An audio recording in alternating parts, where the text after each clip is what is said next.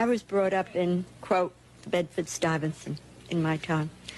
But I would like to say what scares us is I think we hear violence. The young lady said she's afraid of violence.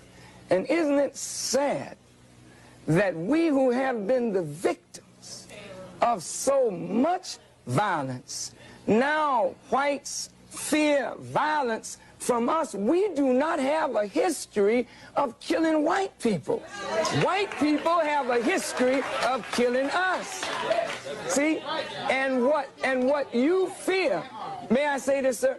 What you fear, and it's a deep guilt thing that white folks suffer. You are afraid that if we ever come to power, we will do to you and your fathers what you and your people have done to us. And I think you are judging us by the state of your own mind, and that is not necessarily the mind of black people. Shalom. First I start by giving all glory and honor to Yahweh, by Hashem, Yahweh Shai, by Hashem, Rakadash. Double honors to teachers, elders, and apostles of Great Millstone, likewise brothers put on this truth. Faithfully, fearlessly feeding the sheep and new brothers and sisters doing in Shalom. Now, I didn't know what to call this lesson today, but I'm going to call it Vengeance is Scriptural. No pardon for Edomites.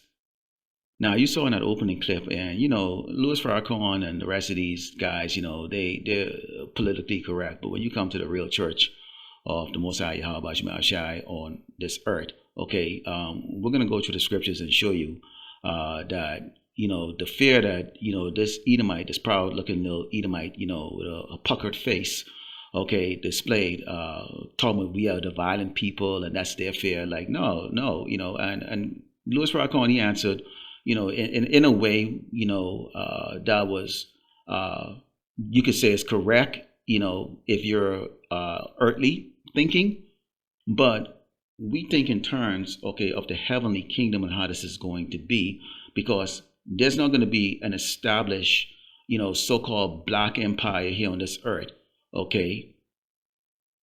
Yahweh Shai is going to return, and he's going to set up the heavenly kingdom. So a spiritual judgment that's going to be coming on y'all. Okay, let's go into the book of Deuteronomy 28 and start with 65, because we are the only people, okay, the children of Israel, okay, the true biblical Hebrew Israelites, so-called blacks and Americans and Latinos, okay, that don't have any assurance of our life.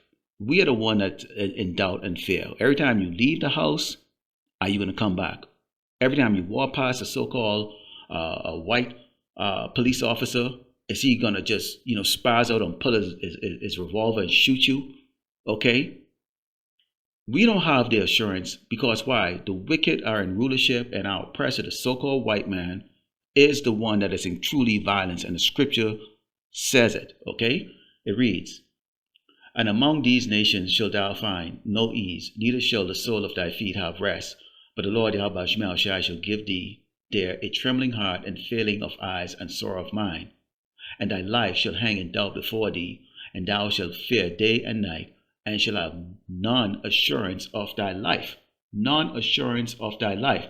Let's take a look at that word assurance in the ordinary dictionary, okay? And we'll discuss it for, 30 seconds.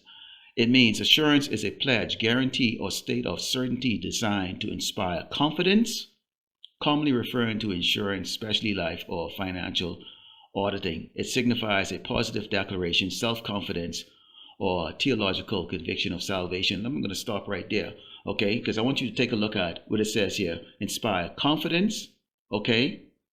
And it signifies positive declaration, self-confidence.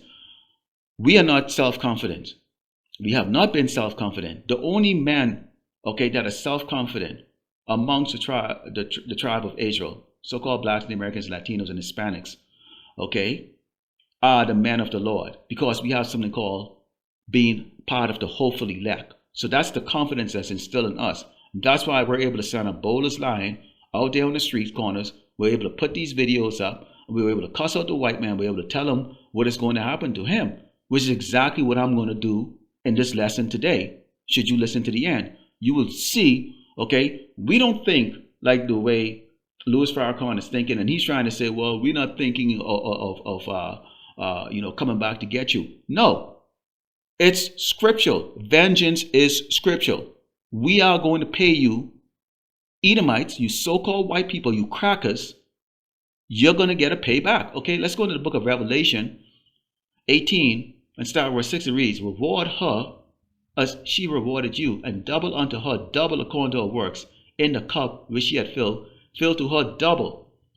Slavery, all the beatings and whoopings and everything taken away from us. You're going to get double. Okay, now globally, amongst everyone, they say we were in slavery for what, 400 or 500 years. Okay, and we know that the Edomites, you're going to go into slavery for what, 1,000 years. Okay, and we're going to go into that. Let's go into Revelation 13 and start in verse 10, because it's, again, vengeance is scriptural. It says, he that leadeth into captivity shall go into captivity. He that killeth with the sword must be killed with the sword. Here is the patient and the fate of the saints. So who's those saints? That's us. The one that's sighing and crying and telling you, Edomites, what you should fear. Okay, because y'all try to just bring it down to you black people are gonna jump out there and grab my purse, and and she's one of those type that if she walk past you, she's gonna clutch onto her purse and all that stuff.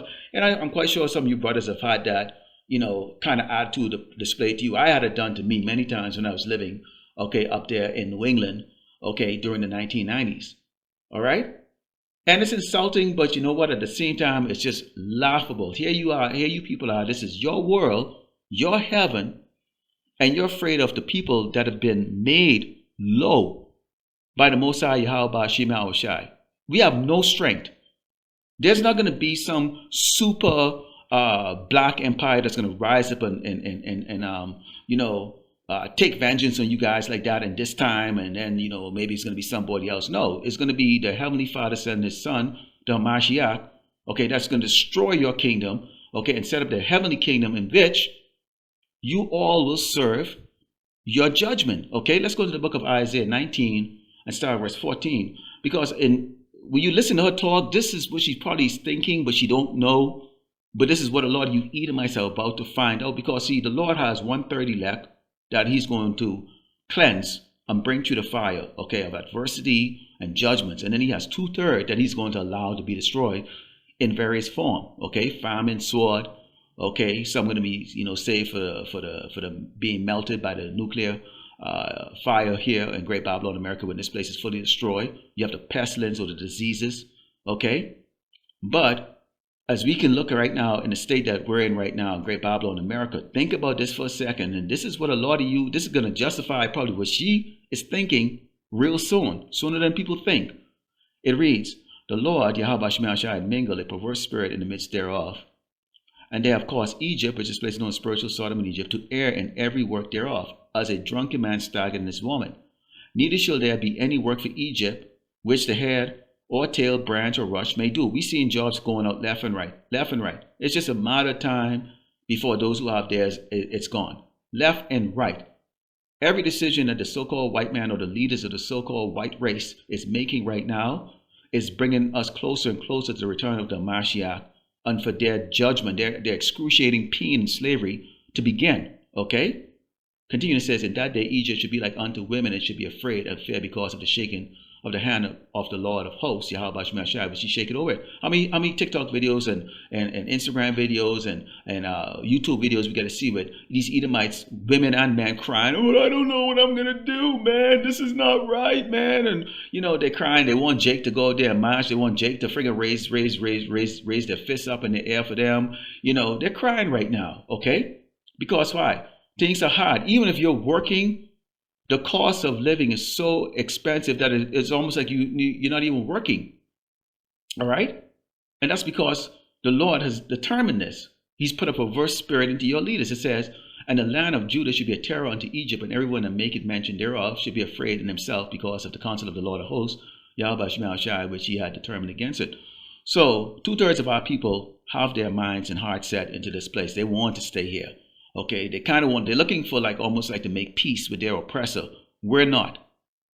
We're not depending on Esau to feed us. We're not depending on Esau medicine to heal us. Nothing. All right? Yahweh Shai, the Mashiach, made it very clear, that He is going to keep us even from the hour of temptation, which is going to be the MOTB, which is going to be a global thing. That's a global judgment that's going to come. Okay? Because there's a judgment that comes to those who accept it.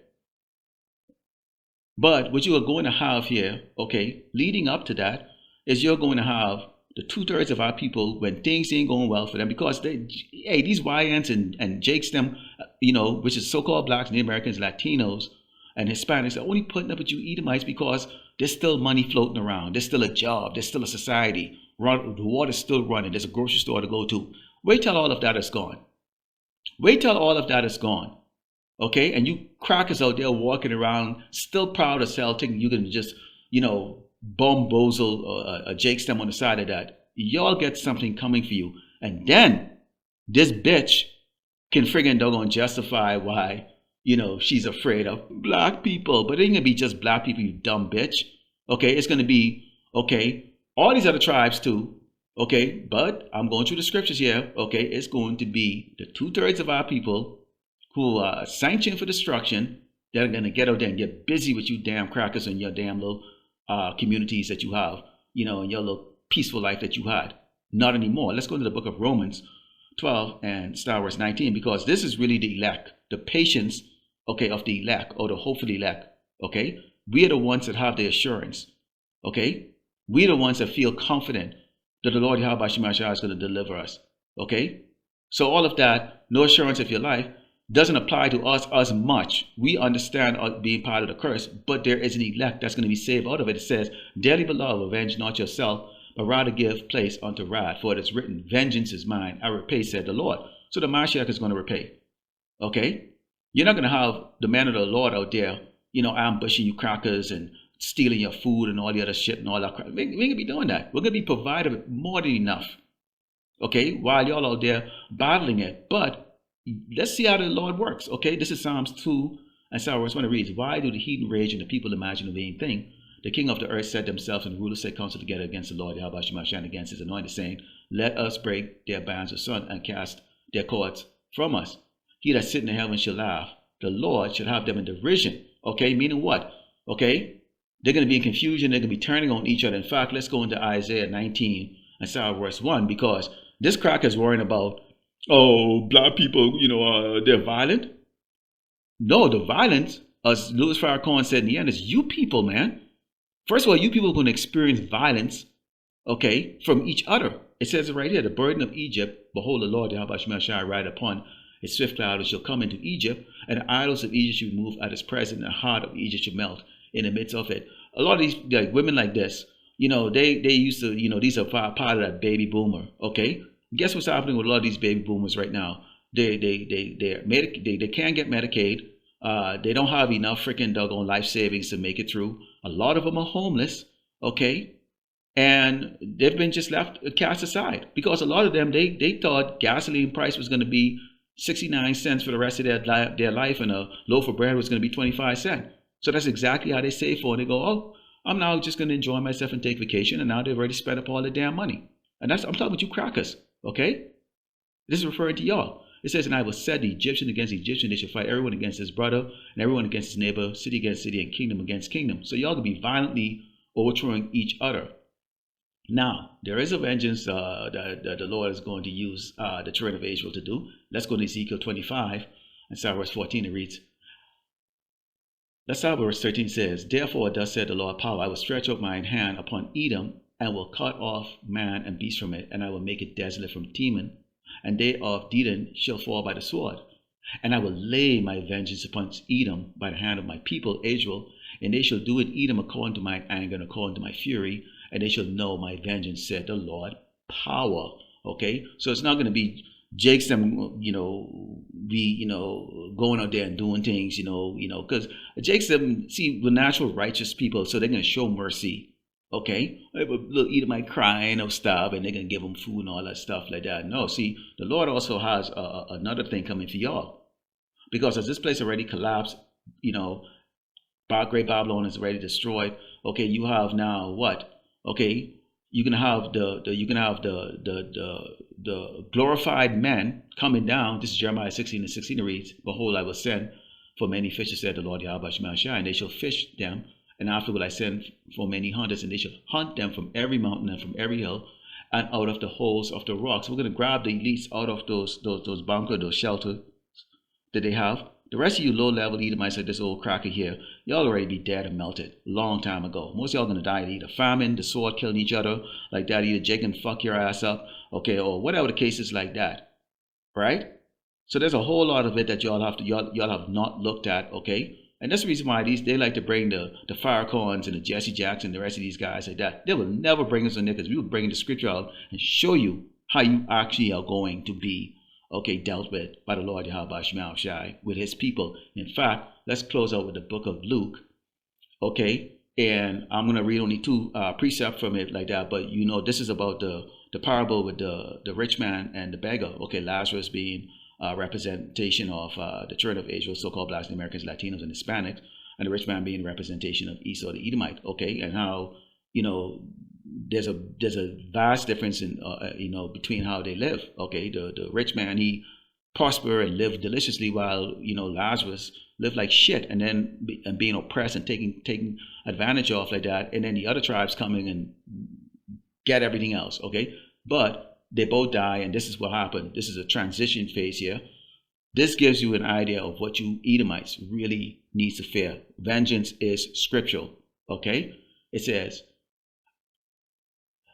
and in hell he lift up his eyes, being in torment, and seeth Abraham afar off, and Lazarus in his bosom. This is Luke 16, verse 23. And he cried and said, Father Abraham, have mercy on me, and send Lazarus. They may dip the tip of his finger in water and cool my tongue, for I am tormented in this flame. So this is you Edomites going to be begging for mercy in the kingdom from us. Okay, remember, we were commanded, let me go back to it, okay? We were commanded, pursuant to Revelation 18, and verse 6, it says, rewarded even as you rewarded you, and double unto her according to her works in the cup which she had filled to her double. You all are not going to be able to hide what you all have done to us. The Lord is going to reveal all of that. Okay?